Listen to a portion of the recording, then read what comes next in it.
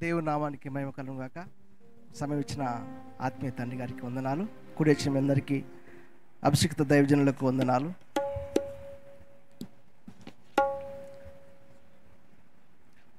ఇది క్రిస్మస్ పాట.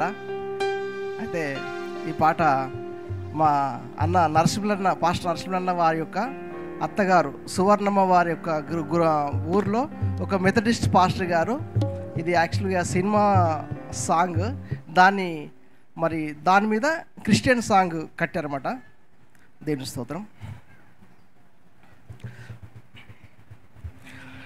ఓ ఆకాశమందున్న దేవుడే దిగివచ్చెను భువిపై, కన్య గర్భమందు యేసు బాలుడు. ఓ ఆకాశమందున్న దేవుడే దిగివచ్చెను భూమిపై, కన్య గర్భమందు యేసు బాలుడు.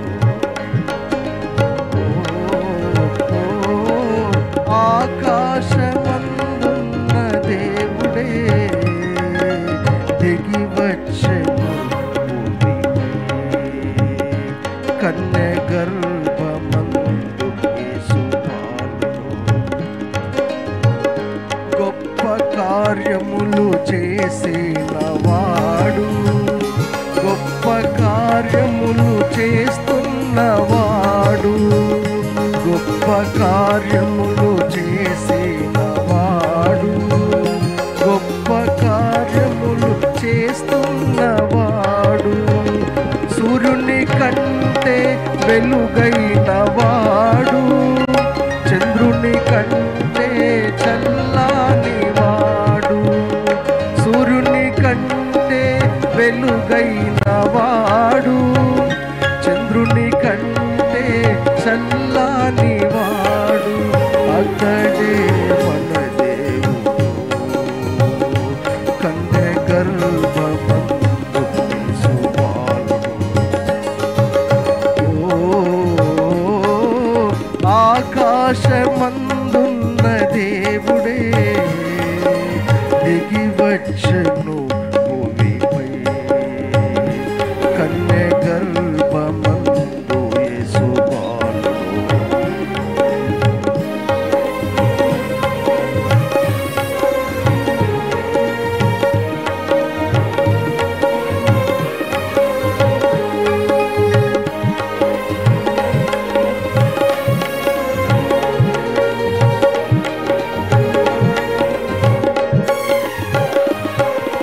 శద్రక్ మేషక్ అబేద్నెగోలను అగ్నిగుండము నుండి విడిపించినాడు.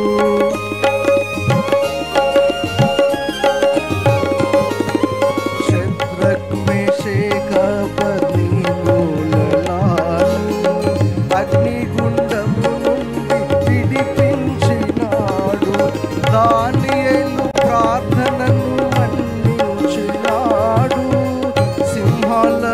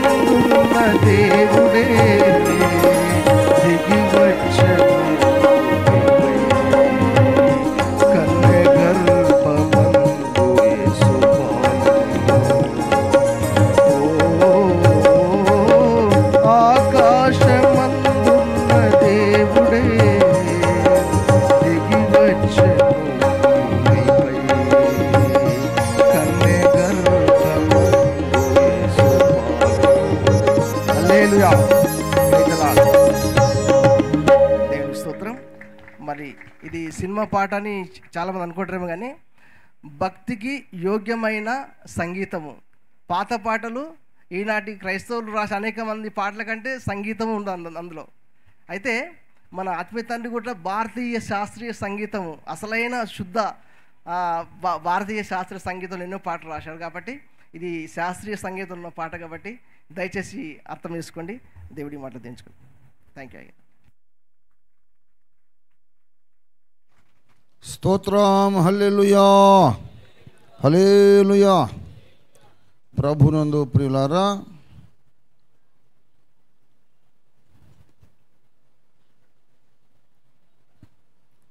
మ్యారేజ్ పార్టీ వారికి ఫోన్ చేశాను, వస్తున్నారు. 1:30 అవుతుందట వచ్చేసరికి. కాబట్టి మరీ క్లుప్త ప్రసంగమేం అవసరం లేదు.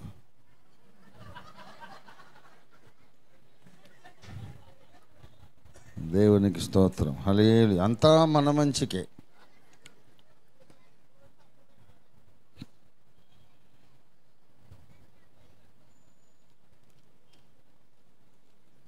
దేవుని పరిశుద్ధ వాక్యములో నుండి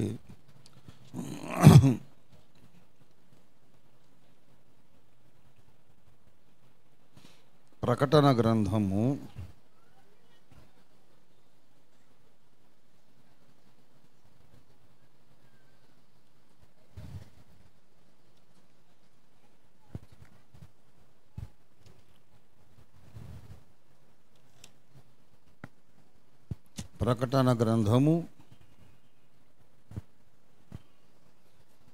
1వ అధ్యాయము 12-13 వచనాలు చదువుకుందాం. ఇది వినగా నాతో మాట్లాడుచున్న స్వరమేమిటో అని చూడ తిరిగి తిరుగగా 7 సువర్ణ దీపస్తంభములను, ఆ దీపస్తంభముల మధ్యను మనుష్య కుమారుని పోలిన ఒకనిని చూచి తిని, ఆయన తన పాదముల మట్టునకు దిగుచున్న వస్త్రము ధరించుకొని రొమ్మునకు బంగారు దట్టి కట్టుకొని ఉండెను. చిన్న మాట ప్రార్థన చేసుకుందాం. ప్రేమ కలిగిన మా మహాపరిశుద్ధ ప్రభు, జీవాధిపతి అయిన మా యేసయ్యా, నీకు స్తోత్రాలు చెల్లిస్తున్నాం. ఈ దినమున మీరు అనుగ్రహించిన ఈ అద్భుతమైన నీ సన్నిధాన భాగ్యము కొరకు నీకు వందనాలు తండ్రి. పరలోకములో కెరూబులు సెరాఫులు ఏ మహాదేవుని సన్నిధిలో ఉండి ఆనందిస్తున్నారో ఆ సన్నిధిలోనే ఇప్పుడు మేము కూడా ఉన్నాము తండ్రి. గనుక నీకు వందనాలు. గత వారమంతా మమ్మల్ని మా జీవిత యాత్రలో మీరు కాచి కాపాడి సంరక్షించి ఆయా స్థలాలకు మేము సంచరించినప్పుడు మీ దేవదూతల సైన్యము ద్వారా మమ్మునందరినీ కూడా కాచి కాపాడి సంరక్షించి ఈ మజిలీకి ఒక నూతన ఆదివారానికి మమ్మలను చేర్చినందుకు నీకు స్తోత్రము చెల్లిస్తున్నాం ప్రభు. ఈ ఆరాధన కూటం ఆరంభం నుండి ఇంతవరకును ఎంతో చక్కగా మీరే నిర్వహించినారు. నీకే స్తోత్రాలు మా తండ్రి. కరుణగల మా ప్రభువా, యోగ్యముగా నీ బలలో పాలు పొందే కృప మీరిచ్చారు. నీకు స్తోత్రం స్వామి. మా బీద కానుకలు మీరు అంగీకరించారు. నీకు స్తోత్రం నాయనా. మా స్తుతి ఆరాధన అంగీకరించారు. నీకు స్తోత్రం. పరిశుద్ధ ప్రభువు, మేము లేచి తిరిగి మా ఇళ్లకు వెళ్ళక ముందు ఒక్కసారి మాతో మీరు ప్రత్యేకముగా మమ్మను సంధించి మాతో సంభాషించి నీ చిత్తమును మాకు తెలియపరచమని యేసు పరిశుద్ధ నామములో స్తుతించి నీ వాక్కును స్వతంత్రించుకొని ప్రార్థిస్తున్నాము తండ్రి. ఆమేన్, ఆమేన్, ఆమేన్.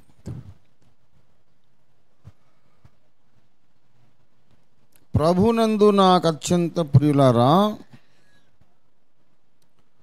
దేవుని మహాకృపను బట్టి గత వారములో మహారాష్ట్రలోని చంద్రపూర్ పట్టణంలో అద్భుతమైన ఆర్కేపీ మహాసభ జరిగింది. అంతకుముందు నర్సీపట్నంలో 3 దినాలు నర్సీపట్నంలో 2 దినాలు, ఆ తర్వాత బుధవారం వైజాగ్, గురువారం ఉదయానికి వచ్చాను. గురువారం నైట్ బయలుదేరి మళ్ళీ శుక్రవారానికల్లా మహారాష్ట్ర చంద్రపూర్ వెళ్ళాను. మళ్ళీ అక్కడి నుండి శనివారం ఉదయం వచ్చే వారమంతా ప్రయాణాలు. దేవుని మహాకృప, ప్రతి స్థలంలో దేవుడు తన కార్యం జరిగించుకున్నాడు. దేవునికి స్తోత్రం కలుగునుగాక. హల్లెలూయా. ఈ చదివినటువంటి లేఖన భాగాన్ని మనం గమనించి చూస్తే 12వ వచనం, ఇది వినగా నాతో మాట్లాడుచున్న స్వరమేమిటో అని చూడ తిరిగి తిని. ప్రభునందు ప్రియులరా, ఈ ప్రకటన గ్రంథములో ఉన్నటువంటి ఒక ప్రధానమైన ప్రక్రియ, ప్రధానమైన కార్యక్రమం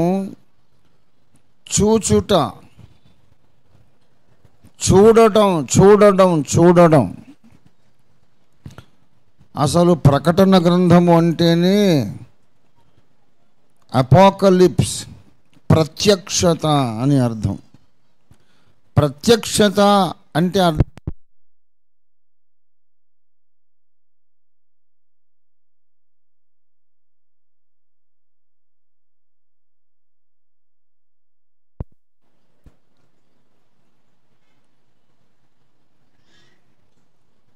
స్తోత్రం.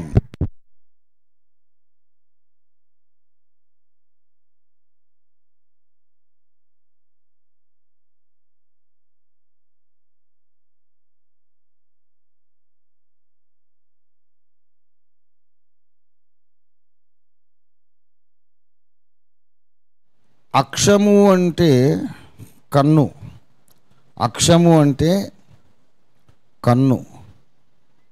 అక్షము అనే మాట నుండి హిందీ మాట, ఉర్దూ మాట ఆంఖ్ అనే మాట వచ్చింది. ఆంఖ్ అంటాం, ఆంఖే అంటే అక్షములు. ప్రతి అంటే ఎదురుగా, ప్రత్యక్షము అంటే కళ్ళకు ఎదురుగా తెచ్చి నిలబెట్టడం. అంతవరకు అక్కడే ఉంటుంది కానీ మనకు అది కనిపించదు. అక్కడ ఉంటూ కూడా కనిపించని దానిని దేవుడు జోక్యం చేసుకొని మన కళ్ళను తెరిచి ఆ వస్తువు మనకు కనిపించేటట్టు మన కళ్ళ ముందు పెట్టడం, ఈ ప్రక్రియ పేరు ప్రత్యక్షత. దేవునికి స్తోత్రం కలుగునుగాక. దీనినే తెలుగు భాషలో ఏమంటామంటే బయలుపరచుట. అక్కడే ఉంటుంది కానీ మనకు అర్థం కాదు. దాన్ని దేవుడు మనకు బయలుపరుస్తాడన్నమాట. ఈ బయలుపరుచుట అనే మాట యేసయ్య వాడారు. మత్తయి సువార్త 16వ అధ్యాయము 17వ వచనంలో.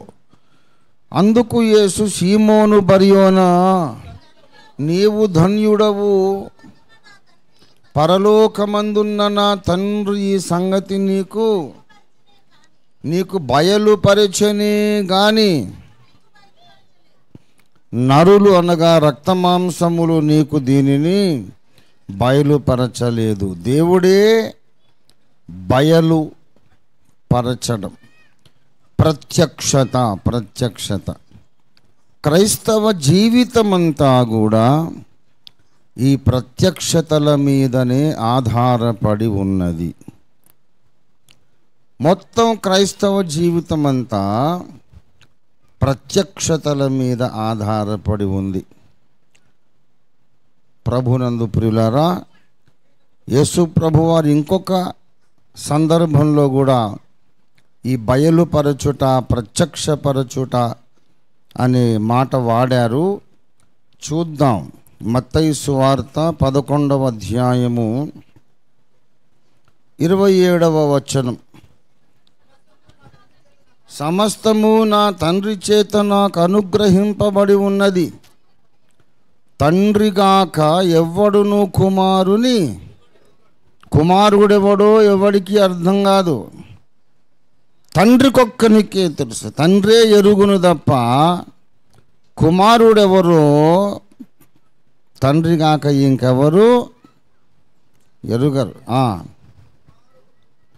కుమారుడుగాక కుమారుడు ఎవనికి ఆయనను బయలుపరచను ఉద్దేశించును వాడుగాక మరి ఎవ్వడు తండ్రిని ఎరుగడు. దేవునికి స్తోత్రం. కుమారుడు ఎవరో ఎరుగగలిగిన వారు ఎవరు నాకు చెప్పండి. కుమారుడు అంటే ఎవరు, అసలు ఏంటి, ఆయన మహత్ ఏంటి, మహిమ ఏంటి, వ్యక్తిత్వం ఏంటి, ఉనికి ఎటువంటిది, అసలు ఆయన గూర్చి ఎరుగగలిగిన వాడు ఎవరు? తండ్రి ఒక్కడు మాత్రమే. తండ్రి కాక ఎవ్వడు కుమారుని ఎరుగడు. మరి తండ్రి ఎవరో ఎరిగిన వాళ్ళెవరు తెలుసుకునే అవకాశం ఎవరికి ఉందంటే ఇద్దరికి ఉంది. కుమారునికి తండ్రి అంటే ఎవరో తెలుస్తుంది. కుమారుడు ఎవరికి బయలుపరచునో వాడికి కూడా తండ్రి అంటే తెలుస్తుంది. గనక కుమారుని ఎరుగగలిగిన వాడు తండ్రి మాత్రమే. తండ్రి భూమి మీదకి రాడు, ఎవరితో ఏమి పనులు చేయడు, ఆయన ప్రత్యక్షతలు ఇవ్వడు. కనుక కుమారుడు అంటే తండ్రికి తెలుసు, కానీ సింహాసనం మీద ఉంటాడు. నాకు తెలుసు, కానీ మీకు ఎలా చెప్పేదిరా? నేను మీ దగ్గరికి వచ్చినా, మీరు నా దగ్గరికి వచ్చినా కాలిపోతారు. ఇంకా చెప్పేది ఉంటుంది. నాకు తెలుసు ఆయన గురించిన సమాచారం, కానీ నేను చెప్పే అవకాశం లేదు, మీరు వినే అవకాశం లేదు అంటాడు తండ్రి. Only the father knows who exactly the son is. అంత మర్మము ఆయన. కానీ కుమారుడు కొంతమందికి తండ్రిని బయలుపరుస్తాడట. ఎందుకు అలాంటి అవకాశం ఎందుకు వచ్చిందంటే, ఆయన మనుషులలో ఒకరినిగా వచ్చి తన్ను తాను రిక్తునిగా చేసుకొని మనుషులలో కలిసిపోయాడు. మనుషులకు తోడయ్యున్న దేవుడు ఇమ్మానుయేల్ ఆయన పేరు. ఆయన వచ్చినప్పుడు తన యావత్తు మహిమనంతటిని తీసుకొని రాలేదు. వస్తే మళ్ళీ అదే పరిస్థితి. తండ్రి అంటే ఏమిటో నాకు తెలుసు, కానీ ఎలా చెప్పేది? నేను చెప్పినా మీరు విన్నా మీరు కాలిపోతారు, భస్మమైపోతారు, ఉనికిలో లేకుండా వెళ్ళిపోతారు అనే పరిస్థితి కుమారుడికి లేదు. ఎందుకంటే హీ కెన్ కమ్యూనికేట్ విత్ అస్.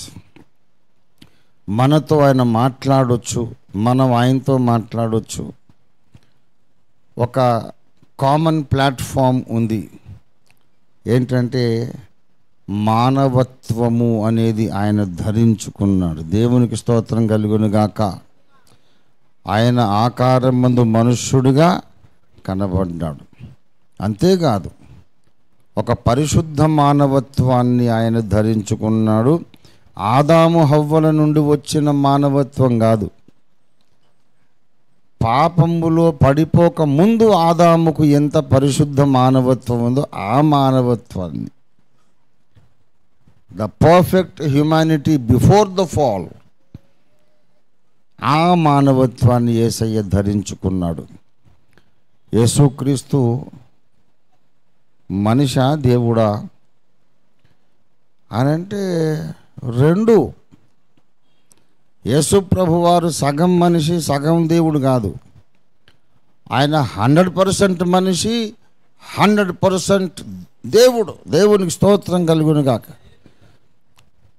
ఒక భక్తుడు చెప్పాడు, ఈ మధ్య దీంట్లో కూడా వచ్చి పాత ఓల్డ్ సేయింగ్, అది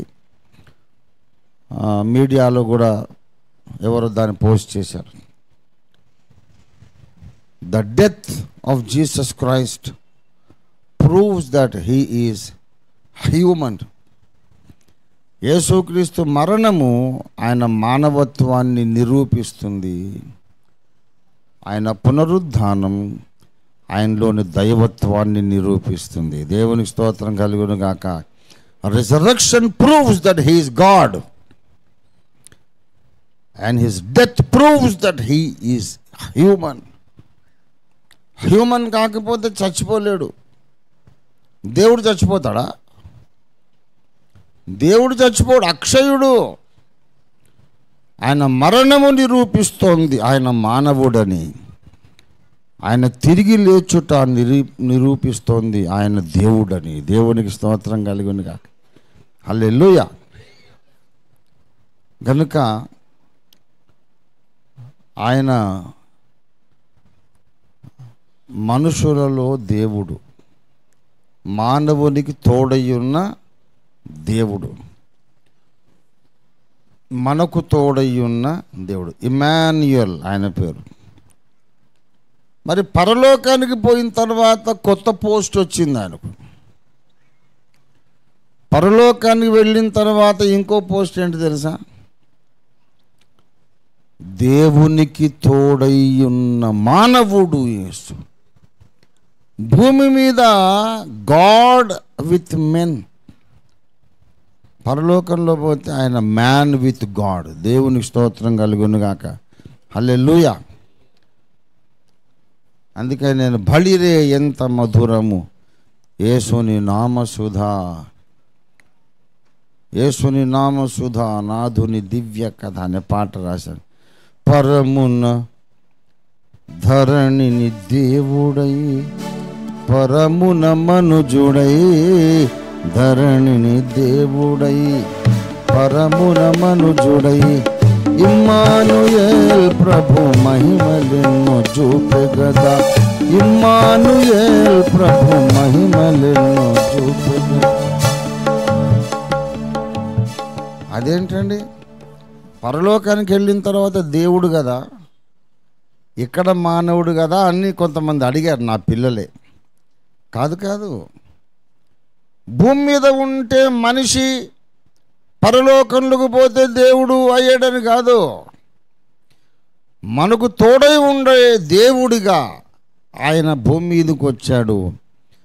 దేవునితో సాహచర్యం చేసే మనిషిగా, మన ప్రతినిధిగా, మానవ జాతి ప్రతినిధిగా పరలోకానికి వెళ్ళాడు. దేవుని ముందు ఆయన మానవ జాతి ప్రతినిధి, మన ముందేమో దేవుని ప్రతినిధి. దేవునికి స్తోత్రం కలుగును గాక. ఇక్కడ ఉంటేనేమో దేవుని గూర్చి బయలుపరుస్తూ ఉంటాడు. మరి అక్కడుంటే మనుషులను గూర్చి మాట్లాడుతూ ఉంటాడు. దేవునికి స్తోత్రం కలుగును గాక. ఎలా మాట్లాడుతావు? మనిషిని గురించి నీకేంటి సంబంధం అంటే, మరి నేను మనిషినే కదా అంటాడు. భూమి మీదకి వచ్చినప్పుడు దేవుని గురించి మాట్లాడతాడు. దేవుని గురించి ఎలా మాట్లాడతావు నువ్వు? నీకేంటి తెలుసు అంటే, మరి నేను దేవుణ్ణే కదా అంటాడు ఆయన. దేవునికి స్తోత్రం కలుగును గాక. అంత మర్మ పురుషుడు యేసయ్య. యేసు ప్రభు యొక్క ఉద్యోగం, యేసు ప్రభు యొక్క ఉద్యోగమే ప్రత్యక్షతలను గ్రహించుట. దేవునికి స్తోత్రం కలుగును గాక. కుమారుడు గాక ఎవడు తండ్రిని ఎరుగడు, కుమారుడు ఎవనికి బయలుపరచను ఉద్దేశించునో ఇష్టపడునో వాడుగాక ఇంకెవడు తండ్రిని ఎరుగడు. దేవునికి స్తుతి కలుగును గాక. హల్లెలూయా. దయచేసి యోహాను సువార్త 1వ అధ్యాయము 18వ వచనం. ఎవ్వడును ఎప్పుడైనను దేవుని చూడలేదు. అబ్రహాము చూశాడా లేదా? మోషే చూశాడా లేదా? మరి చూడలేదంటాడు ఇక్కడ. అబ్రహాము చూశాడు, మోషే చూశాడు, మానోహ చూశాడు, యెహోషువ చూశాడు, లోతు చూశాడు, బిలాము చూశాడు, ఇశ్రాయేలీయుల పెద్దల్లో 70 మంది చూశారు. దేవుణ్ణి ఎవరు చూడకపోవడం ఏంటి? బైబిల్ చాలా స్పష్టంగా చెబుతుంది, వీళ్ళు దేవుణ్ణి చూశారు. దేవునికి స్తోత్రం కలుగునుగాక. హల్లెలూయా, హల్లెలూయా. ఏమండి, దేవుణ్ణి చూశారు, దేవుణ్ణి చూశారు. న్యాయాధిపతుల గ్రంథం 13వ అధ్యాయము 22వ వచనం. 13 ఆయన యెహోవా దూతయని మానోహ తెలుసుకొని, ఆహాహా, మనము ఎవరిని చూచితిమి? ఇంకా డైరెక్ట్గా చెప్పేస్తున్నాడు, మేము దేవుణ్ణి చూసాం. దేవునికి స్తుతి మహిమ కలుగునుగాక. హల్లెలూయా. మేము దేవుణ్ణి చూసాం కాబట్టి ఇక నెక్స్ట్ ప్రోగ్రాం ఏంటంట? చచ్చిపోతారంట. ఎంత గొప్పోళ్ళో చూడండి, వీళ్ళు తీర్మానాలు చేసేస్తున్నారు. మనకు అన్నీ తెలిసిపోతాయండి. చక్కగా మనం దేవుడి కంటే ఎక్కువ జ్ఞానవంతులు, అన్ని డిసైడ్ చేసేస్తాం. దేవుణ్ణి చూచితిమి గనుక, అబ్బా మళ్ళీ నిశ్చయమంట. దానికి జవాబు ఏమొచ్చింది చెప్పండి, చదవండి. ఆడోళ్ళే కొన్నిసార్లు సెన్సిబుల్గా మాట్లాడతారు. మానోహ అంటాడు, దేవుణ్ణి చూసాం కదవే, మనం చచ్చిపోతాం ఇంకా అంటే. ఆ అమ్మాయి అంటుంది, అరే మనల్ని చంపాలనుకుంటే దేవుడు ఎందుకు కనపడతాడు? మనతో ఆయనకు పని ఉంది కాబట్టి కనపడ్డాడు. దేవునికి స్తోత్రం కలుగునుగాక. మనల్ని బ్రతికించాలి, మనల్ని వాడుకోవాలి, ఈ లోకానికి మన ద్వారా ఉపయోగం ఉండాలి కనుక దర్శనమిచ్చాడు. కానీ వచ్చేసి ఊరికనే కనబడి బుస్సుమని కాల్చేస్తాడు ఆయన. కాదు కాదు, దేవునికి ఏదో గొప్ప సంకల్పం ఉంది. ఓ దేవుడు కనపడ్డాడు, వారు చచ్చిపోలే. కానీ ఇశ్రాయేలుకు ఒక న్యాయాధిపతిని కని పెంచి ఇచ్చారు, సంసోను. దేవునికి స్తోత్రం కలుగునుగాక. హల్లెలూయా. ప్రభునందు ప్రియులారా, దేవుణ్ణి చూచిది, దేవుణ్ణి చూచిది. దేవుణ్ణి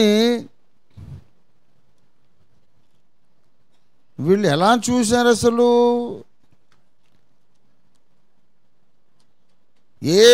ఏ నరుడును ఎవడును ఎప్పుడైనా దేవుని చూడలేదు అని యోహాను సువార్త 1:18 చెప్పాడా చెప్పలేదా?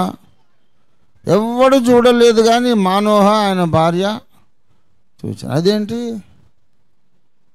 ఇంకా బోల్డ్ మంది చూశారండి. దయచేసి నిర్గమాకాండం 24, 9, 10 కూడా. ఆ తర్వాత మోషే, అహరోను, నాదాబు, అబీహు ఇశ్రాయేలీయుల పెద్దల్లో మొత్తం 74 మంది. మోషే, అహరోను, అబీహు, నాదాబు, ఈ నలుగురు ఇంకా 70 మంది పెద్దలు ఎక్కిపోయి ఏం చేశారు? అబ్బబ్బబ్బబ్బా, ఇశ్రాయేలీయుల దేవుని చూచిరి. ఆయన పాదముల క్రింద నిగనిగలాడు నీలమయమైన వస్తువు వంటిది, ఆకాశమండలపు తేజము వంటిది ఉండెను.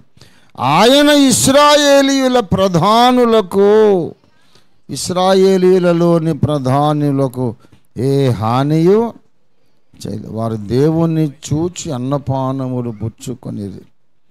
ఎవడు ఎప్పుడైనాను దేవుణ్ణి చూడలేదు. చూశారా చూడలేదా? ఇంకా బోల్డ్ మంది చూశారు. మరి చూడలేదంటాడేంటి? నేను ఒక విషయం చెప్పనా మీకు. నేను ఇప్పటిదాకా ప్రధానమంత్రి మోడీ గారిని నేను చూడలే. ఇట్లా ఫేస్ టు ఫేస్ నేనంతా చూడలేదండి. కానీ నేను ఆయన ఫేస్ కనబడితే గుర్తుపడతా, ఈయన మన ప్రధానమంత్రి అని. మరి చూడలేదు, ఎలా గుర్తుపడతావు? మీరు ఎప్పుడైనా కలిశారా ఆయన వ్యక్తిగతంగా? మరి గుర్తుపట్టరా? ఎలాగా? చూడలేదు కానీ టెలివిజన్లలో చూసాం, ఫోటోలలో చూసాం. ఒక మాధ్యమం ఉన్నది, ఒక మీడియం అనేది ఉన్నది. ఆయన ఢిల్లీలో ఉంటాడు, వేరే దేశంలో ఉంటాడు, ఉపన్యాసాలు ఇస్తుంటాడు. అవన్నీ మనకు టెలివిజన్లో వస్తాయి, ఇంటర్నెట్లో ఉంటాయి. ఇక ఆ ముఖము, ఆ గడ్డము, ఆ స్ట్రక్చర్ అదంతా మనకు చూసి కంఠోపాఠం అయిపోతుంది. ఒక్కసారి కూడా ముఖాముఖి ఎదురు రాకుండానే ఆయన రూపం మనకు బాగా పరిచయం అయిపోయింది. అలాగే దేవుణ్ణి ఎవడు ఎప్పుడు చూడలేదు, కానీ ఎక్కడో ఉన్న ప్రధానమంత్రిని మనకు చూపించే ఒక టెక్నాలజీ, ఒక టెలివిజన్, ఒక సిస్టమ్ ఏదైతే ఉన్నదో అలాంటి ఒక సిస్టమ్గా నిలబడ్డాడు. ఆయనకు మనకు మధ్యలో దేవుని కుమారుడైన యేసుక్రీస్తు. దేవునికి స్తోత్రం కలుగునుగాక. ఆయన వచ్చి మన మధ్య నిలబడతాడు, ఆయనకు మనకు మధ్యలో. టీవీ పెట్టుకుంటే టీవీ ఆన్ చేస్తాము, ఎక్కడో ఉన్నటువంటి ప్రధానమంత్రి గారు, అమెరికా ప్రెసిడెంట్ గారు, ఇతర దేశాల అధినేతలు, పెద్ద పెద్ద వివిఐపీస్, సెలబ్రిటీస్ అందరూ ఈ టీవీలో కనపడతారు. యేసు ప్రభు తన్ను తాను ఆత్మ సంబంధమైన ఒక దూరదర్శన కేంద్రంగా మార్చుకున్నాడు అన్నమాట. మనం ఏమనుకుంటామంటే వాళ్ళందరినీ చూసేస్తున్నాం అనుకుంటాం. యాక్చువల్గా మనం టీవీని చూస్తున్నాం. దేవునికి స్తోత్రం కలుగును గాక. హల్లెలూయా. వాళ్ళందరినీ చూడడంలో ఎవరిని చూస్తున్నాము? టీవీని చూస్తే ఆ టీవీ మనకు వాళ్ళందరినీ చూపించినట్లు మనము దేవుణ్ణి చూస్తున్నామని అబ్రహాం అనుకున్నాడు, మానోహ అనుకున్నాడు, ఇశ్రాయేలీయుల పెద్దలు అనుకున్నారు. ఒక సిస్టమ్, ఒక ఆత్మ సంబంధమైన సిస్టమ్, మధ్యలో ఒక టెలివిజన్ లాంటి సిస్టమ్ ఒకటి యేసు ప్రభు వారు నిర్మించి తానే ఆ టెలివిజన్ సిస్టమ్ లాగా మధ్యలో నిలబడ్డాడు. ఎందుకంటే చూసేవాడి బలహీనతలను చూసి దేవునికి కోపం భగ్గున మండుతుంది. ఏంద్రా ఇటువంటి పట్టుకొచ్చావు నా ముందుకు అన్నాడు అనుకోండి. ఆ కోపాన్ని మధ్యలో ఉన్న యేసయ్య తనలోకి తీసుకుంటాడు. ఇక్కడ వీడున్నాడు, వీడికి సరిగా కళ్ళు ఉండవు, సరిగా బుర్రకాయ ఉండదు, ఏదో చూసి ఏదో అనుకుంటాడు. దర్శనం చూస్తూ చూస్తూ మధ్యలో వాడు ఇంకేదో గుర్తు చేసుకుంటాడు. ఏకాగ్రత ఉండదు. వీడి వ్యక్తిత్వంలో లోపాలన్నీ దిద్దుబాటు చేసి ఏకాగ్రతనిచ్చి చూసే శక్తి కళ్ళకి ఇస్తాడు. కనబడవలసిన మహిమరూపుడు కనిపించినప్పుడు ఆయన కోపాన్ని మాత్రం తగ్గించి ఆయనలోని ప్రేమను మాత్రమే వీడికి అనుభవంలోకి తెస్తాడు. ఇలాగ ఇద్దరిని ముట్టుకోవడానికి శక్తి సంపన్నుడు నజరేయుడైన యేసు. దేవునికి స్తోత్రం కలుగును గాక. ప్రకటన గ్రంథము నిండా బయలుపరిచే, ప్రత్యక్షపరిచే ప్రక్రియ ఉన్నదని చెప్పాను నేను. అసలు యేసు ప్రభు వారి ఉద్యోగమే ప్రత్యక్షపరచుట. దేవునికి స్తోత్రం. హల్లెలూయా. తండ్రి కూడా బయలుపరుస్తుంటాడు. ఏమండోయ్, తండ్రి కూడా బయలుపరుస్తాడు. అది ఎక్కడ చెప్పాడంటే మత్తయి సువార్త 16-17లో చెప్పాడు. నేను ఎవరనుకుంటున్నారు మీరు అంటే వాళ్ళందరూ ఊళ్ళో వాళ్ళు చెప్పుకుంటున్నారు, ఇర్మియా అని, ఏలియా అని, అదని ఇదని చెప్పుకుంటే సరే వాడు ఏమన్నా చెప్పుకుంటాడులే, మీరేమనుకుంటున్నారు నన్ను గురించి అంటే మిగతా 11 మంది ఏం మాట్లాడలే. పేతురు మాత్రం చెప్పాడు, నీవే జీవము గల దేవుని కుమారుడవైన క్రీస్తువు, నీవు దేవుని పరిశుద్ధుడవు అని అనేసరికి అప్పుడు యేసయ్య అన్నాడు, పరలోకమందున్న నా తండ్రి తండ్రిలా బయలుపరుస్తాడు. ఇందాక నేను ఏమన్నాను, తండ్రి బయలుపరచడానికి ఏమైనా దగ్గరకు వస్తే వీడు కాలిపోతాడని చెప్పే కదా. అప్పుడు తండ్రి కూడా మళ్ళీ కుమారుడి సహాయం తీసుకుంటాడు. కుమారుడా, నువ్వంటే వాళ్ళకి అర్థం కావట్లేదు, నిన్ను వాళ్ళకి నేను బయలుపరచాలి. మరి బయలుపరచాలంటే ఎలాగా? నేను వాళ్ళతో మాట్లాడుతాను, వాళ్ళు భస్మం అయిపోకుండా నువ్వే కాపాడు. నేను వాళ్లకు ప్రత్యక్షతనిస్తాను, వాళ్ళు చచ్చిపోకుండా వాళ్ళని బ్రతికించి బలపరచు, నువ్వు అడ్డం నిలబడు అని కుమారుణ్ణి అడ్డు పెట్టుకొని అప్పుడు తండ్రి అయిన దేవుడు యాక్టివ్ పార్ట్ తీసుకొని మాట్లాడుతాడు. తండ్రి మనతో మాట్లాడితే కుమారుడు అర్థమవుతాడు, కుమారుడు మాట్లాడితే తండ్రి అర్థమవుతాడు. దేవునికి స్తోత్రం కలుగును గాక. ఇక్కడ తేడా ఒకటే, తండ్రిని అడ్డం పెట్టుకోకుండానే కుమారుడు మాట్లాడగలడు, ఎందుకంటే నరావతారం ఎత్తాడు కాబట్టి. కుమారుణ్ణి మధ్యలో పెట్టకుండా తండ్రి మాట్లాడలేడు, ఎందుకంటే ఆయన అనంత శక్తి స్వరూపుడు. డైరెక్ట్గా మనల్ని ఎవరిని ముట్టుకున్నా ఇక నువ్వు ఉండవు. ముట్టుకోవడం కాదు, 1,00,000 మైళ్ళ దూరం అంత దూరం నీ దగ్గరికి వచ్చినా సరే నువ్వు ఉండవు. మీకు తెలుసా, సూర్యునికి 1,00,000 మైళ్ళ అంత దూరానికి కూడా మనము వెళ్ళలేము. సూర్యుడు ఉన్నాడు కదా, మన సూర్యుడు 1,00,000 మైల్, 1,00,000 మైళ్ళంత ఆ డిస్టెన్స్ కూడా మనం వెళ్ళలేము. భయంకరమైన వేడి. సూర్యుడు అనేవాడు ఎంత పెద్దగా ఉంటాడంటే, ఇట్లాంటి భూగ్రహాలను ఒక బీరువాలో దాచుకున్నట్టు 5 లక్షల ప్లానెట్స్, భూమి లాంటి ప్లానెట్స్ను పోయి ఆ సూర్యుడిలో దాచుకోవచ్చు.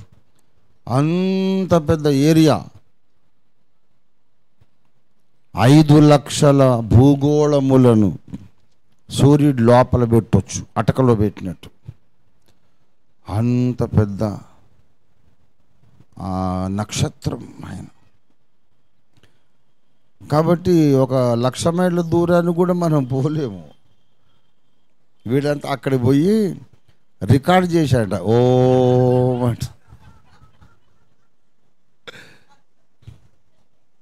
నేను అన్నా సరే అని ఒప్పుకుంటున్నా. అది ఓం అంటే ఓఎం అంటే ఓఫిర్ మినిస్ట్రీస్, ఓఫిర్ మినిస్ట్రీస్.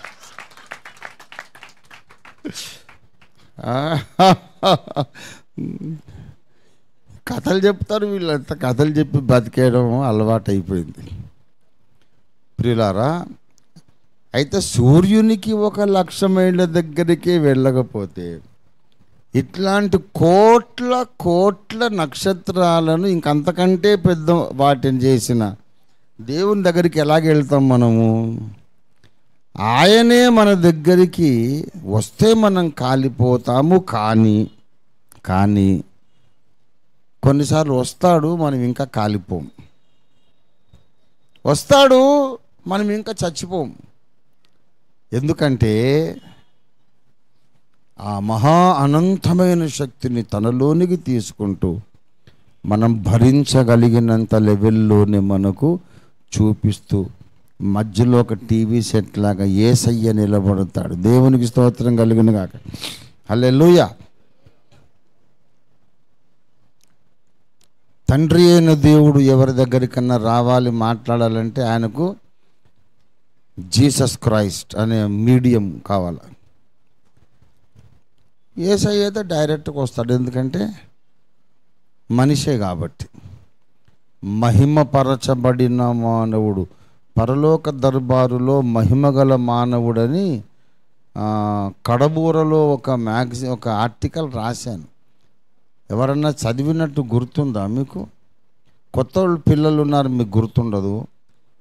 ఎవరికైనా జ్ఞాపకం ఉందా? పరలోక దర్బారులో మహిమగల నరుడు అని రాశాను.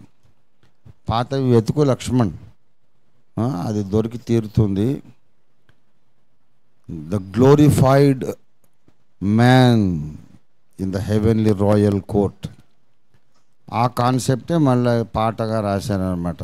ధరణిని దేవుడై పరమున మనుజుడై. దేవునికి స్తోత్రం కలుగును గాక. గనుక ఈ యేసుక్రీస్తునే ఈ దైవనరుడు, దేవునికి స్తోత్రం కలుగును గాక, ఈ మర్మ మానవుడు, ఆయనకున్న ఉద్యోగమే ఏంటది? ప్రత్యక్షపరచుట. అనగా కనిపించని వాటిని మనం చూసేటట్టు చేయడం, మనకు తెలియని వాటిని మనకు బయలుపరచుట. ఈ ప్రకటన గ్రంథాన్ని రాయడమే అందుకొరకు రాయించాడు. ప్రకటన 1:1 చూడండి.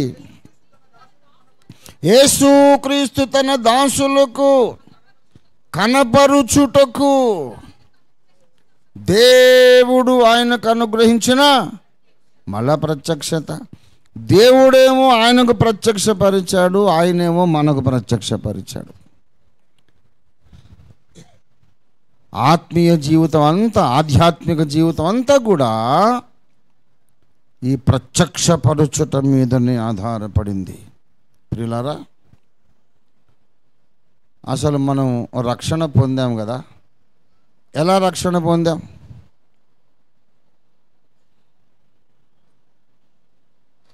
ఏమండి, ఎలా రక్షణ పొందాం? ఎలా ఏముంది బ్రదర్? మొదటి నుంచి మేము క్రిస్టియన్సే. మా తాత నాటి నుంచి మేము క్రిస్టియన్సే అనేవాడు. మన దగ్గర అయితే అట్లాంటి వాళ్ళు ఎవరు లేరు. ఎలా రక్షణ పొందాము? సువార్త నమ్మాము, మారు మనసు పొందాము, బాప్తిస్మ జలాల్లో విధేయత చూపాము, నీటి మూలంగా, ఆత్మ మూలంగా మనము నూతనంగా తిరిగి జన్మించాం. అలా రక్షణ పొందాం. ముందుగా ఏం చేసాం? సువార్తను నమ్మాం. సువార్త అంటే ఏం నమ్మాము? లేఖనముల ప్రకారము క్రీస్తు మన పాపాల కొరకు మృతి పొంది సమాధి చేయబడి 3వ దినమున లేఖనముల ప్రకారం తిరిగి లేచనని నమ్మాం. నమ్మామా లేదా? నమ్మే బాప్తిసం తీసుకున్నామా, నమ్మకుండా తీసుకున్నామా? మరి ఎలా నమ్మావు? ఎలా నమ్మావు నువ్వు?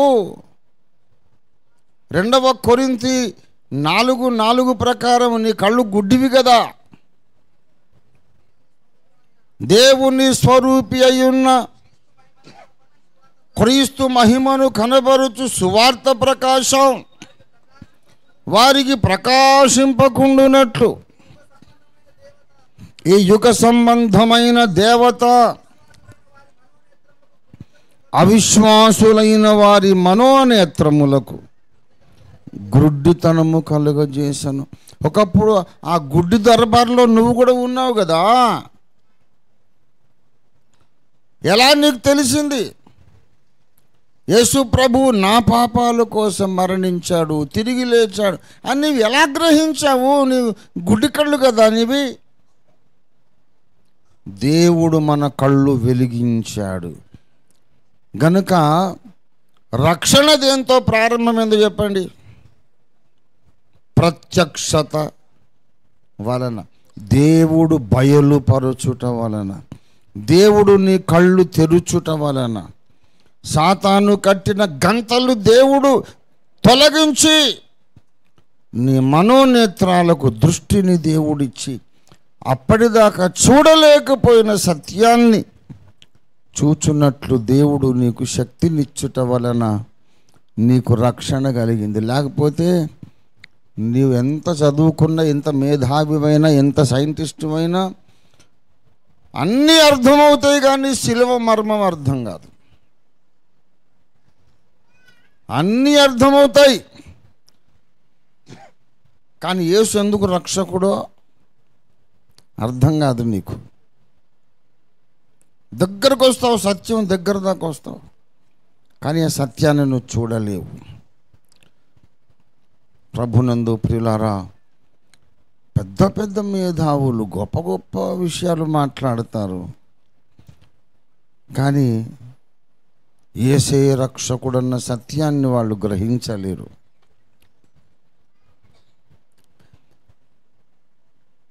చాలా దగ్గరకు వస్తారు. ఒక విషయం, చిన్న విషయం చెప్తాను మీకు. భూమి 6000 ఏండ్ల వయసు ఉన్నదని బైబిల్ చెబుతుంది, కానీ యూనివర్స్ బ్రహ్మాండము 13 బిలియన్ సంవత్సరాలు, మిలియన్. ఇక వాడి తాత సొమ్మేం పోయింది, ఇష్టం వచ్చిన సున్నాలు పెడతాడు. ఏమైనా ఖర్చు అయ్యేది ఉంటే ఆలోచించి పెడతాడు. ఒక సున్నా పెడితే 10 కోట్ల ఖర్చు అని లెక్క ఉంటే ఆలోచించి సున్నాలు పెడతాడు. ఇప్పుడు అన్ని సున్నాలు ఫ్రీగా రాయొచ్చు కదా. కానీ భూమి పుట్టి 13 బిలియన్ సంవత్సరాలైంది. ఏది?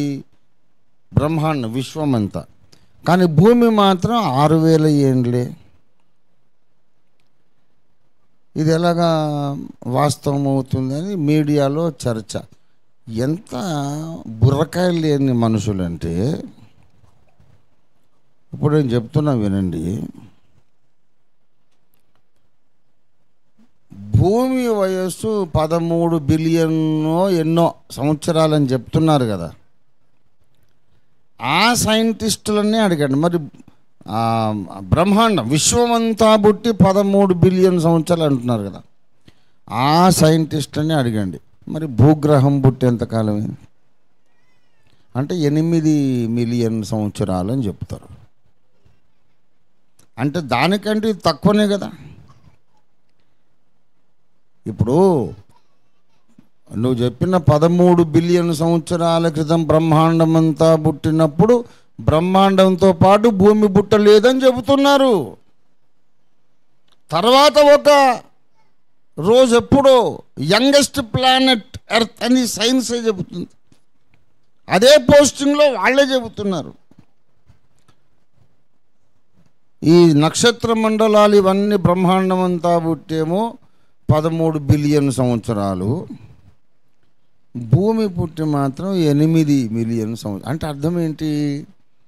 చాలా తర్వాతి కాలములోనే భూమి పుట్టింది.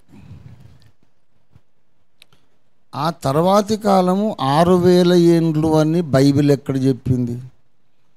ఆదామును దేవుడు చేసి 6000 ఏండ్లయింది, కానీ ఆదాము కంటే ముందు భూమిని దేవుడు నివాసయోగ్యంగా చేశాడని బైబిల్లో ఉంది. నివాసయోగ్యంగా చేశాడంటే నివాసులు ఉన్నారు అని అర్థము.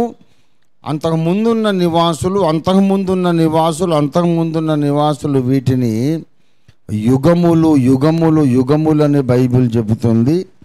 అనేక యుగములు భూగ్రహం మీద గడిచిపోయినని బైబిల్ చెబుతుంది. యుగముల సమాప్తి యందు అంటే అన్ని యుగములలో ఆఖరి యుగము వచ్చినప్పుడు యేసు అవతరించాడని హెబ్రీ 9:26లో బైబిల్ చెబుతుంది. బైబిల్ యుగముల గూర్చి మాట్లాడుతుంది. చూసుకుంటే చాలమ్మ, చదవక్కర్లేదు. హెబ్రీ 9:26లో యుగముల సమాప్తి గూర్చి రాయబడి ఉంది. ఎఫెసీ 2వ అధ్యాయం 6వ వచనంలో రాబోవు యుగములలో అని చెప్పబడింది. అంటే ఈ భూగ్రహం మీద ఎన్ని యుగాలు గడిచినాయో నీకు తెలుసా? కోట్ల సంవత్సరాలు భూమికి చరిత్ర ఉందని బైబిల్ చెబుతుంటే, భూమిని దేవుడు చేసి 6000 ఏండ్లని బైబిల్ చెప్పుచున్నదంట. బుర్ర తక్కువ విధవా, నీకు ఎవడ్రా చెప్పింది? 6000 ఏళ్ళు అనేది నీవు నేను సభ్యులుగా ఉన్న ఈ ఆదాము సంబంధిత మానవ జాతి వయస్సే 6000. అంతకన్నా ముందు భూమి ఉన్నది కోట్ల సంవత్సరాల బట్టి, కోట్ల సంవత్సరాలు బట్టి భూమి ఉంది. ఒట్టిగానే లేదు, యుగాలు యుగాలు యుగాలు గడిచినాయి. ఒక డ్రామా స్టేజ్, ఆ స్టేజ్ మీద పౌరాణిక డ్రామా వేస్తారు. తర్వాత తట్టబుడ్డ సర్దుకొని వెళ్ళిపోతారు, స్టేజ్ క్లీన్. ఒక రాజకీయ సభ జరుగుతుంది. తర్వాత వాళ్ళు వెళ్ళిపోతారు, శుభ్రం చేస్తారు. తర్వాత ఒక పెళ్ళి జరుగుతుంది. ఆ పెళ్ళి అయిపోయిన తర్వాత స్టేజ్ అలాగే ఉంటుంది, వాళ్ళు వెళ్ళిపోతారు పెళ్ళి పార్టీ. తర్వాత సాంఘిక నాటకం,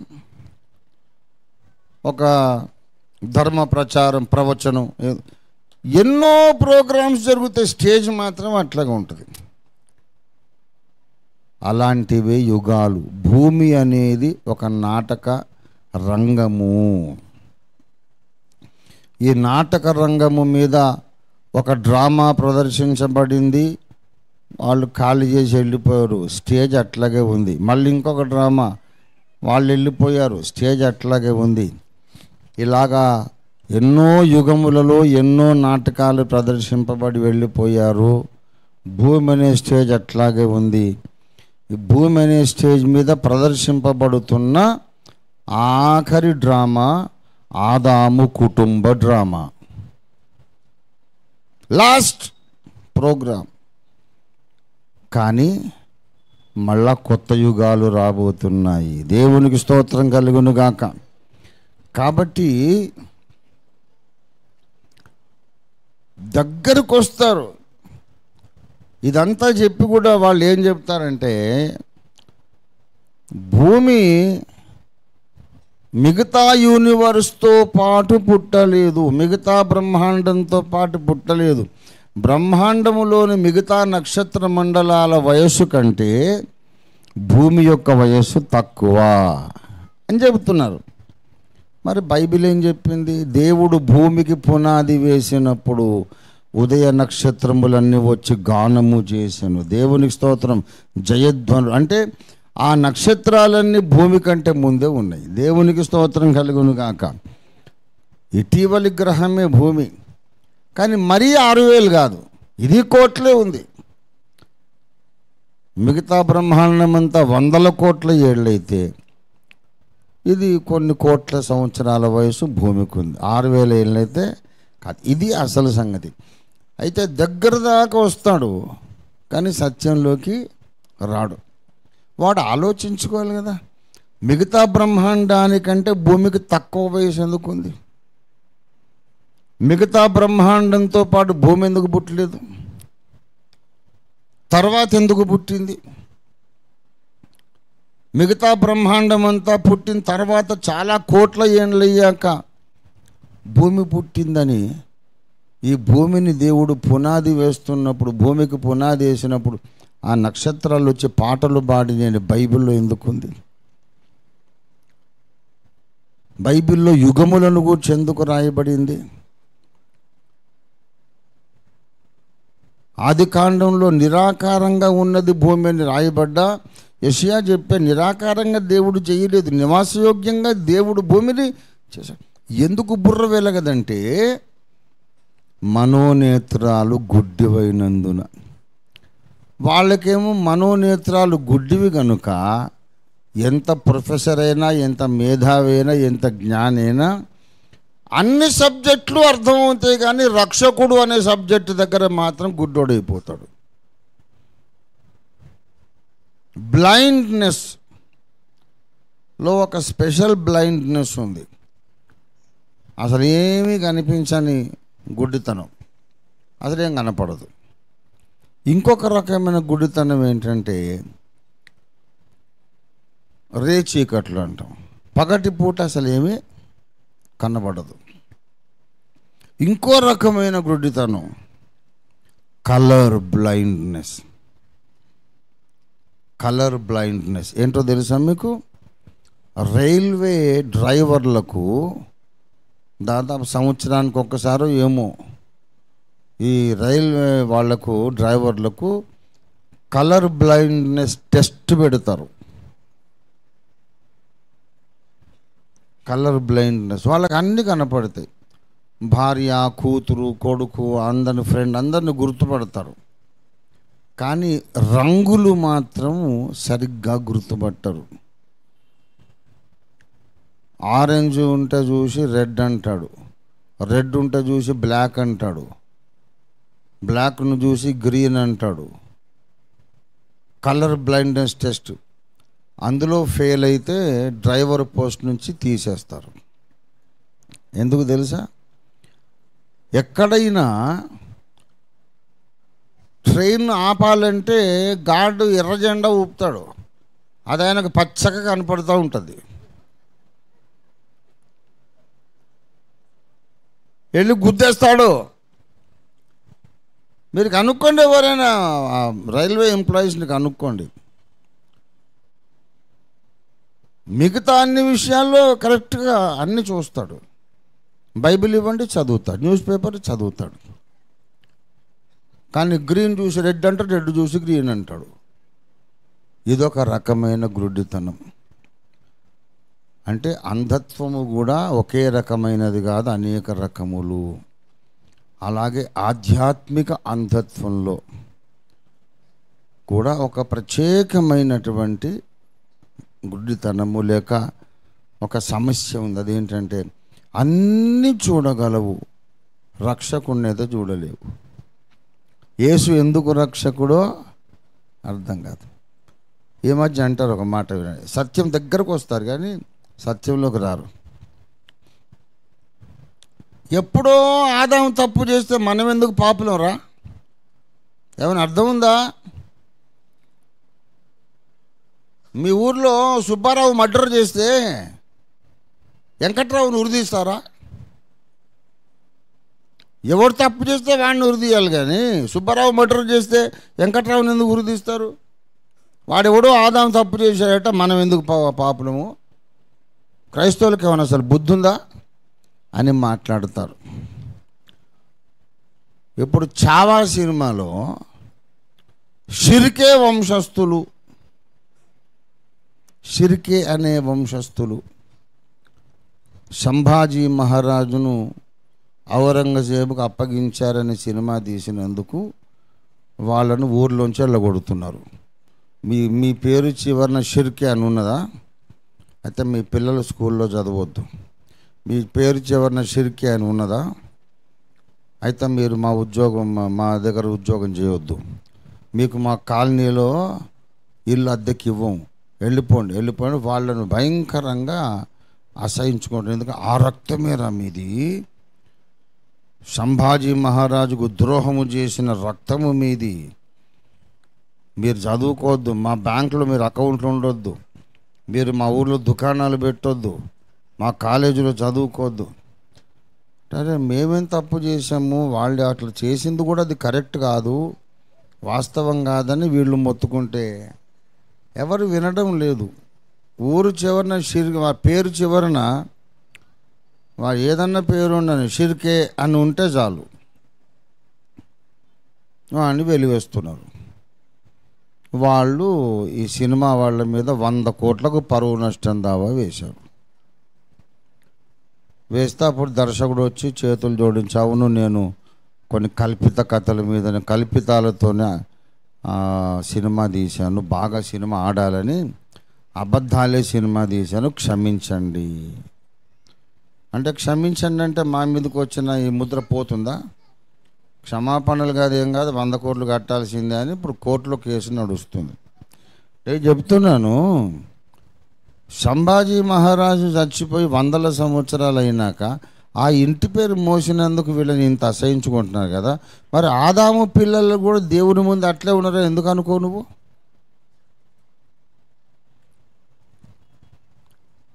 ఆదాము రక్తమే కదా, వద్దన్న పండు తిన్నవాని రక్తం కదా.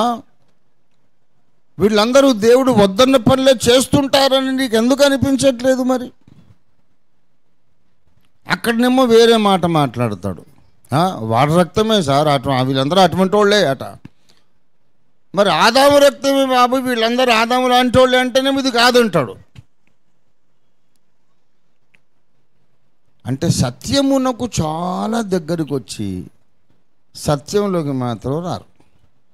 ఎందుకు రారు? మనోనేత్రములు అక్కడికి వచ్చేసరికి గుడ్డివైతే. అంతకుముందు అన్ని సిద్ధాంతాలు, వేదాంతాలు, గొప్ప గొప్ప మర్మాలు అన్నీ మాట్లాడతాడు. రక్షకుడిని చూసే దగ్గరికి వచ్చేసరికి కలర్ బ్లైండ్నెస్ లాగా రక్షకుని చూసి ఆ ఒక్క దగ్గరే కళ్ళు పోతాయి, పనిచేయవు. మరి మనకెలా కనపడింది? రక్షకుని గూర్చిన సత్యం ఎలా కనపడింది?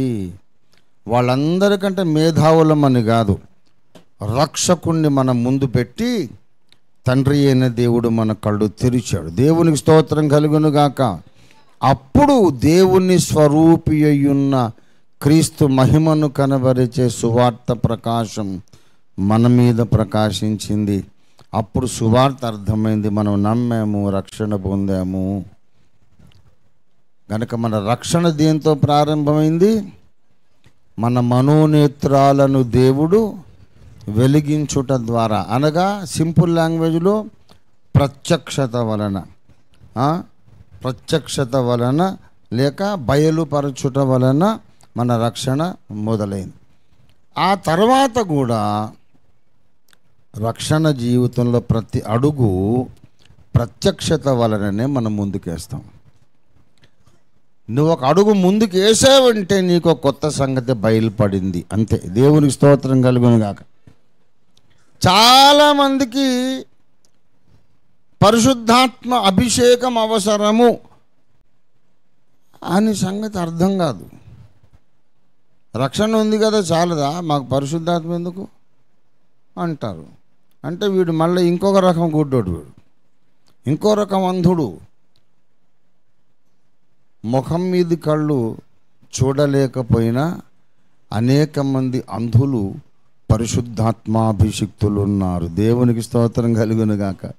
కనుక ఈ కళ్ళు చూడడం కాదు మనకు గొప్ప సంగతి ఏం కాదు. లోపలి కళ్ళు దేవుడు చూపించే సంగతులన్నీ చూడగలిగిన స్థితిలో ఉన్నవాడు ధన్యుడు. దేవునికి స్తోత్రం కలుగును గాక. హల్లెలూయా. దేవుడే మనకు అడుగడుగున అనేక సంగతులు బయలుపరచాలి, అప్పుడే మనం అడుగు ముందుకెయ్యగలుగుతాము. చదివిన లేఖనం ఎట్టిపోయింది అనుకోకండి. ఈ స్వరము వినగా, చదవండి, నాతో మాట్లాడిన ఆయన స్వరమేమిటో అని చూడ తిరిగి ఏం చేస్తేనే తిరిగి పొజిషన్ మార్చుకున్నాడు. ఒక స్వరం నా వెనుక మాట్లాడుతుంది, ఆ స్వరం ఏమిటో అని చూడాలని ఆశ కలిగింది. చూడాలంటే నీ పొజిషన్ మారాలి. నేను ఉన్నట్టే ఉంటాను, చెప్పవా ఏంటి సంగతి, చెవులు బాగా పనిచేస్తున్నాయి అని నిర్లక్ష్యంగా ఉంటే కుదరదు. దేవుడు చూపించాలనుకున్న సంగతులు నీవు చూడాలంటే కొంచెం తిరగాలి, నీ మనస్సు తిరగాలి, నీ బుద్ధి మారాలి, ఆలోచన మారాలి. నీ మనస్సు తిరగకుండా బండరాయిలాగా ఉన్నట్టు కూర్చొని అదేంటో చెప్పు అంటే నీకు దేవుడు చూపించడు. ఒక ప్రత్యక్షత రావాలి అంటే నువ్వు వెనక్కి తిరగాల్సిందే. నువ్వు రాంగ్ డైరెక్షన్లో ఉన్నావు. నువ్వు వెనక్కి తిరిగితే దేవుడు ఒక కొత్త సంగతి నీకు చూపిస్తాడు. చూపించినప్పుడు నీ అడుగు ముందుకు పడుతుంది. దేవునికి స్తోత్రం కలుగును గాక. దేవునికి స్తోత్రం. ప్రతి విషయం కూడా బయలుపరచబడుట మీద ఆధారపడి ఉంది. చాలామందికి బాప్తిస్మం అనగా ఏమిటో బయలుపరచబడలేదు. బాప్తిస్మం పొందినోళ్లకు కూడా బయలుపరచబడలేదు. బాప్తిస్మం పొందినోళ్లకు కూడా బయలుపరచబడలేదు. రోమా పత్రిక 6వ అధ్యాయము 3వ వచనం.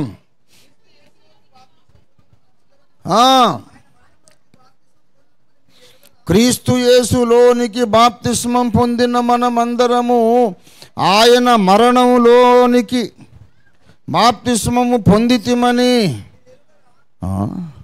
మీరు ఎరుగరా అంటే ఎరుగరా అన్నమాట కదా. వీళ్ళు ఏం చేశారు? క్రీస్తు యేసులోనికి బాప్తిస్మం పొందారు, ఆయన మరణములోనికి బాప్తిస్మం పొందారు, చేర్చబడ్డారు, ఆయన మరణంలోనికి చేర్చబడ్డారు. అయినా ఇంకా ఆ సంగతి ఎరుగరు. ఎందుకు ఎరుగరు? బాప్తిస్మం పొందిన నాడు నీలో ఎంత గొప్ప కార్యం జరిగిందో నీకు ఇంకా తెలియదు. ఎందుకంటే దేవుడు నీ కళ్ళు తెరవాలంటే నువ్వు కొంచెం తిరగాలి. దేవునికి స్తోత్రం కలుగునుగాక. దేవుడు చూపిస్తున్న సంగతులు చూడడానికి నువ్వు ప్రతిరోజు తిరుగుతూనే ఉండాలి. అదే క్రైస్తవ జీవితం, అదే ముందడుగు వేయడం, అదే ఆత్మీయంగా ముందుకు పరిగెత్తడం. దేవునికి స్తోత్రం. విశ్వాసులే కానీ తెలియదు అనేక సంగతులు, తెలియవలసిన సంగతులు అనేకము తెలుసుకోకుండా జడ పదార్థాలుగా మనం మిగిలిపోవడానికి కారణం ఏంటంటే మనం చూడడం మానేశాం. యేసే రక్షకుడు అనే సంగతి చూసాం, ఇక మిగతావేమీ చూడడం లేదు, చూడాలనే ఆసక్తి లేదు. దేవుడు నాకు చూపించేది ఏంటో చూడాలి అని పక్కకు తిరుగుదామనేది లేదు. కనుక రక్షణ మాత్రమే పొందాము, ఇంకేం పొందలేదు. జడ పదార్థాలుగా బెల్లం కొట్టిన రాయిలాగా అలాగే ఉండిపోయాము. 7:1 రోమా 7:1 ధర్మశాస్త్రము ఏం చేస్తుందో, ఒక మనుషుడు బ్రతికినంత కాలమే ధర్మశాస్త్రం అతని మీద ప్రభుత్వము చేయుచున్నదని మీకు తెలియదా? అంటే తెలియాల్సిన సంగతులు. రక్షణ పొందారు కానీ ఇంకా అందులో ఉన్న లోతైన సంగతులు వీళ్లకు తెలియదు. లోతైన సంగతులు ఎందుకు తెలుసుకోవాలంటే ఒక్కొక్క సంగతి మనకు తెలిసినప్పుడల్లా ప్రత్యక్షత కలుగుతుంది. ఆ ప్రత్యక్షత వలన ఒక అడుగు ముందుకు వేస్తాం. అందుకే ఇర్మియా 33:3 చెబుతాడు, నాకు మొర్రపెట్టుము, నీవు గ్రహించలేని గొప్ప సంగతులు నేను నీకు ఏం చేస్తాను, తెలియజేస్తా. దేవునికి స్తోత్రం కలుగునుగాక. మనము చూడవలసిన అనేకమైన సంగతులలో ఒక సంగతి ఏమిటంటే, ఎన్నో ఉన్నాయి, వందల సంగతులు ఉన్నాయి. అందులో ఒకటేంటంటే, ముందు మనము 7 దీప స్తంభములను చూడాలి. అంతటితో ఈ ప్రసంగం ముగిస్తాను నేను. ముందు ఏం చూశాడు చెప్పండి? 13వ వచనంలో తిరుగగా, ఏమండి, ప్రకటన 1:13 అండి. తిరుగగా ఎప్పుడు చూశాడు ఈయన? తిరిగినప్పుడు ముందేం చేశాడు? 7 దీపస్తంభముల మధ్యను 7 సువర్ణ దీపస్తంభములను చూశాడు. తర్వాత ముందెవరిని చూశాడు చెప్పండి? ముందెవరిని చూశాడు? మనుష్య కుమారుని చూడలేదు. ముందు 7 దీపస్తంభములను చూశాడు. నేను ఒక విషయం చెబుతున్నాను, సంఘములను చూడకుండా నువ్వు క్రీస్తును చూడలేవు. ఈ పాఠం నేర్చుకోండి. నువ్వు ముందు 7 దీపస్తంభములను చూడగలిగితేనే తర్వాత వాటి మధ్యలో మీకు క్రీస్తు కనబడతాడు. చాలామందికి సంఘం యొక్క ఇంపార్టెన్స్ తెలియదు. ఎందుకండి సంఘం, ఎందుకంటే ఇంట్లో ప్రార్థన చేసుకుంటాం, యేసయ్య లేడా, అంతకన్నా స్టూపిడ్ ఆర్గ్యుమెంట్ ఇంకోటి లేదు అని పిచ్చోడే సంఘం కట్టాడేంటి? ఈ బండ మీద నా సంఘమును కట్టుదును. ఈ సంఘము అని ఈ కుటుంబాన్ని, ఈ పిల్లలను నా సొంత రక్తం ఇచ్చి నేను కొన్నానన్నాడు. ఎందుకు ఆయన ఈ సంఘాన్ని కట్టాడు? నువ్వు సంఘమును దీక్షగా చూడగలిగితే ఆ తర్వాత కొంచెం సేపు సంఘాలను చూడాలి. 7 దీపస్తంభాల మధ్యలో నీకు మనుష్య కుమారుడు కనబడతాడు. ఎందుకనగా ఈ ఒక్క ముక్క చెప్పి ముగించేస్తా. ఒక్కొక్క సంఘాన్ని చూసినప్పుడు యేసులోని ఒక్కొక్క కోణము కనపడుతుంది. దేవునికి స్తోత్రం కలుగునుగా. హల్లెలూయా. ఒక్కొక్క యాంగిల్లో యేసయ్య నీకు కనబడతాడు. ఎఫెసు సంఘమును చూడు, స్ముర్ణ సంఘాన్ని చూడు. అన్ని సంఘాలకు యేసు ప్రభువారు ఒక్కొక్క రకంగా 7 సంఘాలకు 7 రకాలుగా దర్శనమిచ్చాడు. ఎఫెసు సంఘానికి పరిచయం చేసుకుంటున్నాడు. 7 నక్షత్రములను తన కుడి చేత పట్టుకొని 7 దీపస్తంభముల మధ్య సంచరించువాడు. ఆయన పనది. నక్షత్రములు ఎవరు వీళ్ళు చెప్పండి? ప్రకటన 1:19-20 20వ వచనం. ఆ 7 సువర్ణ దీపస్తంభములు 7 సంఘములు, ఆ 7 దీపస్తంభములు 7 సంఘములు.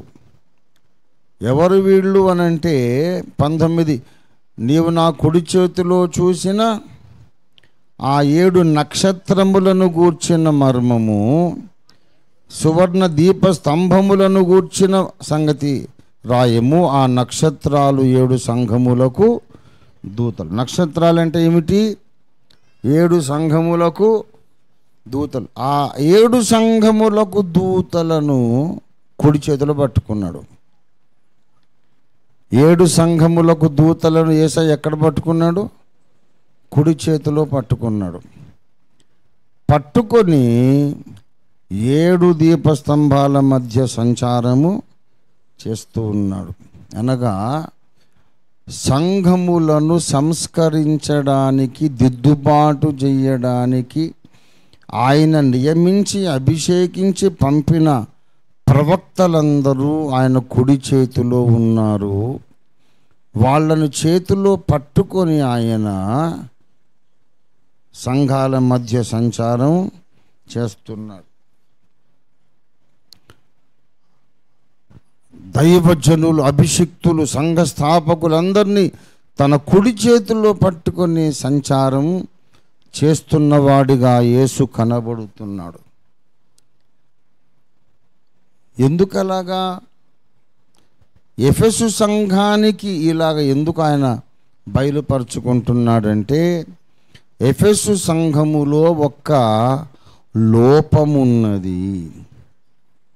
ఏంటా లోపం అంటే 2, అపోస్తలులు కాకయే తాము అపోస్తలులమని చెప్పుకునేవాళ్ళు, అంటే సేవకులుగా చలామణి అవుతున్నారు కానీ దేవుని చేత పంపబడిన వారు కాదు. అదొక బలహీనత ఉన్నది. ఆ తర్వాత 4, మొదట నీకుండిన ఆ ప్రేమను నీవు వదిలితివని నేను నీ మీద తప్పు ఒకటి మోపవలసి ఉన్నది. ఈ రకమైన 2 బలహీనతలు కలిగినటువంటి మొదటి ప్రేమను వదిలిన సంఘం, నకిలీ సేవకులతో నింపబడిన సంఘము. ఆ సంఘానికి ఆయన దైవజనులను కుడి చేతిలో పట్టుకున్న వ్యక్తిగా ఆయన కనబడుతున్నాడు. దీపస్తంభములన్నిటి మధ్య సంచారం చేస్తున్నాడు. ఇక్కడ ఎఫెసు సంఘాన్ని బాగా చూస్తే ఆ సంఘము పట్ల ఒక బాధ్యత కలిగిన యాజకుడుగా యేసయ్య కూడా నీకు కనపడతాడు. యేసు ప్రభుని చూడాలని ఎంతమందికి ఆశ ఉందో చేయొద్దండి, చూద్దాం. అందరికీ ఇష్టం కదా. యేసును చూడాలనుకుంటే ఏ సంఘము పట్ల ఆయన ఎలా వ్యవహరిస్తున్నాడో నువ్వు చూడాలి. ఆ సంఘంలోని బలహీనతలను చూడాలి. ముందు సంఘములను చూడండి, సంఘ ప్రభువైన యేసయ్య కనపడతాడు. దేవునికి స్తోత్రం కలుగునుగాక. ప్రభునందు ప్రియులారా, స్ముర్ణ సంఘాన్ని చూడండి. చాలా శ్రమ పడుతున్న సంఘము, నిరుపేద సంఘము, డబ్బులు లేని సంఘము. ఓ స్ముర్ణ సంఘమా, నీ శ్రమను నీ దరిద్రతను నేను ఎరుగుదును. ఆ స్ముర్ణ సంఘానికి దర్శనం ఇస్తున్నాడు. నేను ఎవరో తెలుసా? మృతుడనై మరల బ్రతికిన వాడను. దేవునికి స్తోత్రం కలుగును గాక. సిలువలో మరణించి మళ్ళీ లేచిన పునరుద్ధానుడుగా ఈ బీద సంఘానికి ఆయన కనబడుతున్నాడు.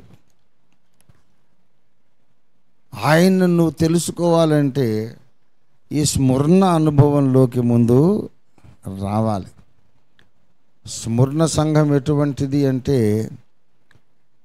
చాలా నమ్మకమైన సంఘం. దేవుని బిడ్డలారా, ఎటువంటి సంఘం అంటే 9వ వచనం, యూదులు తాము యూదులమని చెప్పుకొనుచు యూదులు కాక సాతాను సమాజపు వారి వలన నీకు కలిగే దూషణ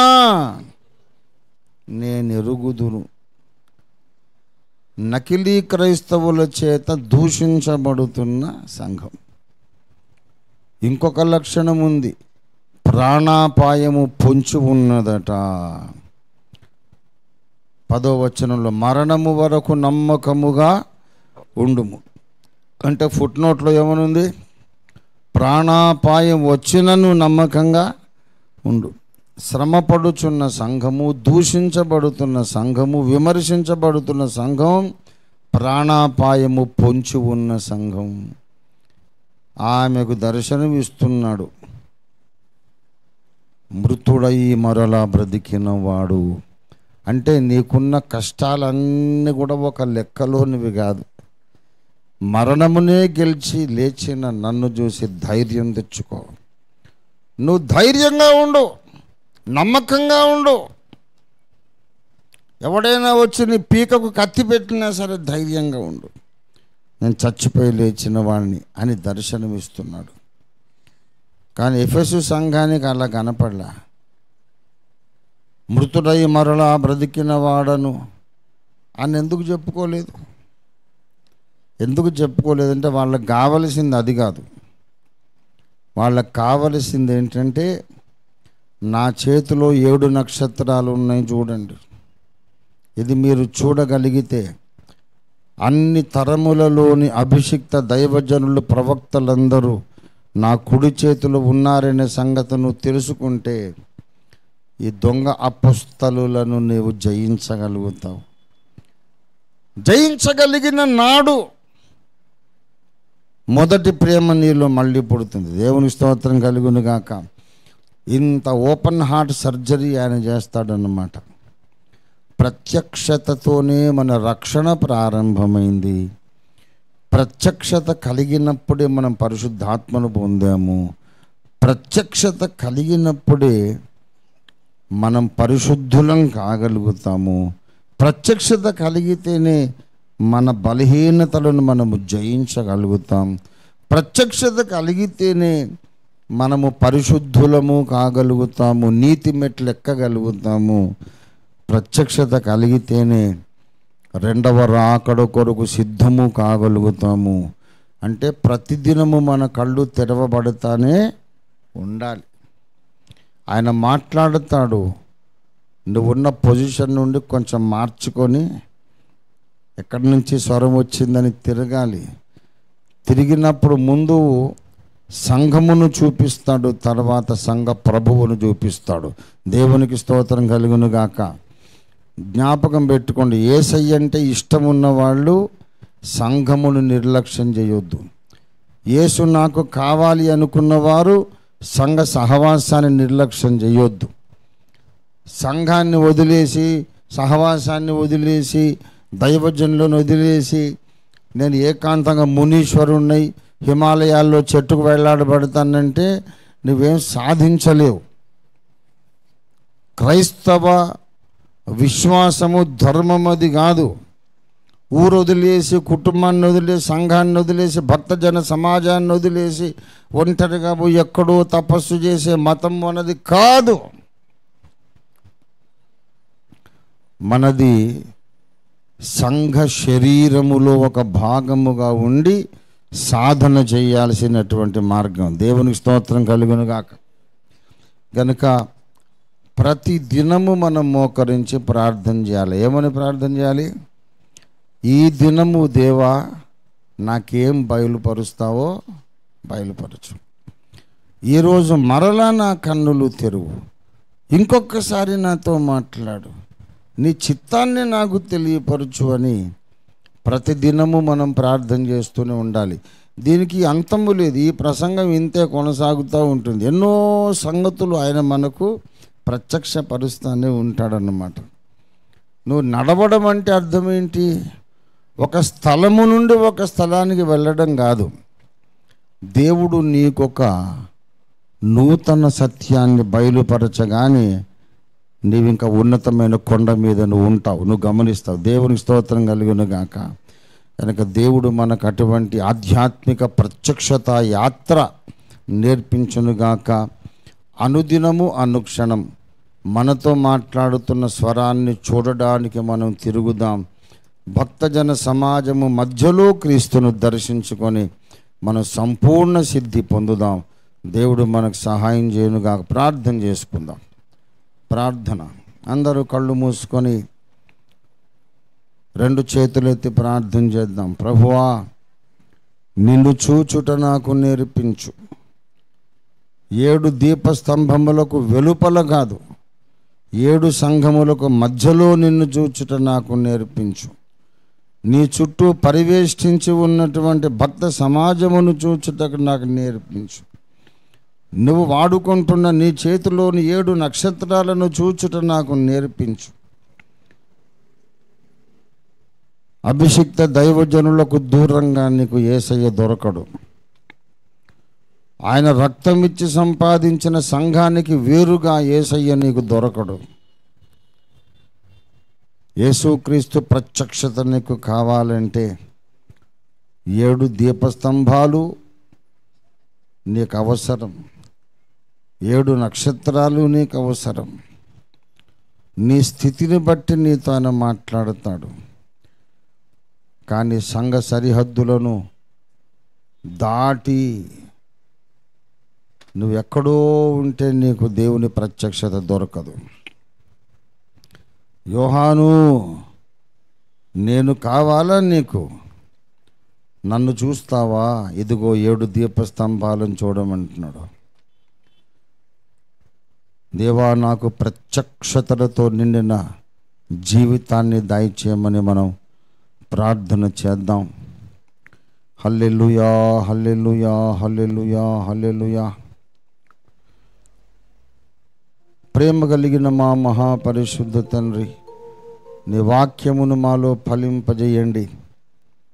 నీవు బయలుపరుచుటే, నీ ప్రత్యక్షతలను మేము అడుగడుగున పొందడమే మా ఆధ్యాత్మిక జీవితంలో ముందడుగు వేయడం అనే సంగతిని మాతో మీరు మరలా మాట్లాడి మా ప్రత్యక్షతలను నూతనపరిచినందుకు నీకు స్తోత్రం చెల్లిస్తున్నాను. అనుదిన ప్రత్యక్షత, ప్రతి విషయంలో మా నేత్రాలు వెలిగించబడుట, అంతరంగ నేత్రాలకు దృష్టి కలిగి ఉండుట మా నిరంతర అనుభవంగా మీరు మార్చండి. తొందరగా రానయున్న యేసయ్య, భౌతిక నేత్రాలతో మిమ్మల్ని చూడబోతున్నాం. భౌతిక నేత్రాలతో నిన్ను చూడకముందే మా మనోనేత్రాలతో నీవు చూపించే సంగతులన్నీ చూడడానికి మాకు సహాయము చేయమని యేసునామంలో స్తుతించి ప్రార్థిస్తున్నాం తండ్రి. ఆమేన్. మన తండ్రి అయిన దేవాది దేవుని శాశ్వత ప్రేమ, సర్వజగద్రక్షకుడైన యేసునాథుని అనంత కృప, పరిశుద్ధాత్మ దేవుని తోడి దివ్య మనోహర సహవాసం చేరువచ్చిన మనకందరకు, భూలోకమందున్న సకల భక్త కోటికి ఇప్పుడు ఎల్లప్పుడూ సదాకాలము తోడయుండి అనుదినము దైవ ప్రత్యక్షతలతో ముందుకు నడిపించునుగాక. ఆమేన్. యేసు రక్తమునికే జయం. ప్రభు యేసు రక్తమునికే జయం. ప్రభు యేసు నామమునకు సంపూర్ణ జయం కలుగునుగాక.